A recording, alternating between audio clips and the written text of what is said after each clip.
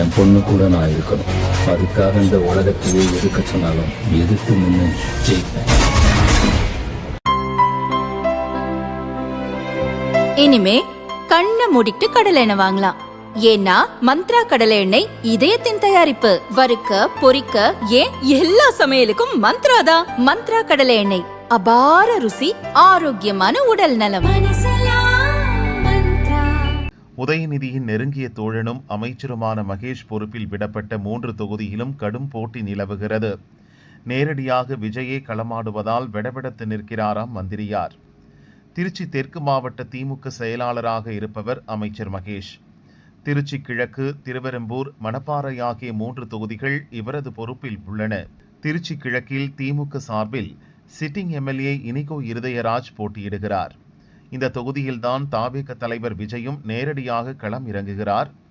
இந்திய அளவில் எதிர்பார்ப்பை ஏற்படுத்தியிருக்கும் விஜய் உறுதியாக வெல்வார் என்று தாவேகவினர் சொல்கின்றனர். இங்கு திமுக வெற்றி பெற கடுமையாக போராட வேண்டிய சூழல் உள்ளது. வெற்றியை பொறுத்தவரை டவுட் தான் என்று ரிப்போர்ட் வருகிறது.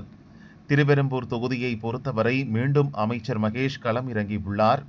இங்கு தாவேக சார்பில் திமுக முன்னாள் ஒன்றிய செயலாளர் நவல்பட்டு விஜி, அதிமுக சார்பில் மாவட்ட செயலாளர் குமார் போட்டியிடுகின்றனர்.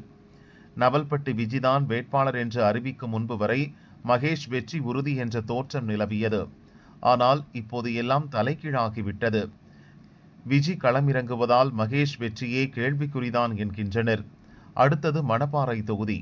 இங்கு சிட்டிங் எம்எல்ஏ அப்துல் சமத் போட்டியிடுகிறார். இவரது மனிதநேய மக்கள் கட்சி திமுக கூட்டணியில் உள்ளது. 4வது முறையாக இத்தொகுதியை கூட்டணிக்கு ஒதுக்கிவிட்டதால் உள்ளூர் திமுகவினர் கடும் சோர்வில் உள்ளனர். எனவே அப்துல் சமதுக்கு முழு ஒத்துழைப்பு கிடைக்குமா என்பது சந்தேகம்தான். மேலும் இந்த தொகுதியில் அதிமுக சார்பில் டாக்டர் விஜயகுமார், தாவேக சார்பில் கதிரவன் போட்டியிடுவதால் களம் மேலும் நெருக்கடியாகிவிட்டது. மொத்தத்தில் அமைச்சர் மகேஷ் கட்டுப்பாட்டில் உள்ள 3 தொகுதிகளையும் திமுக மீண்டும் கைப்பற்றுமா என்பது டவுட் தான் என்று உடன்பிறப்புகளே பேசிக் கொள்கின்றனர்.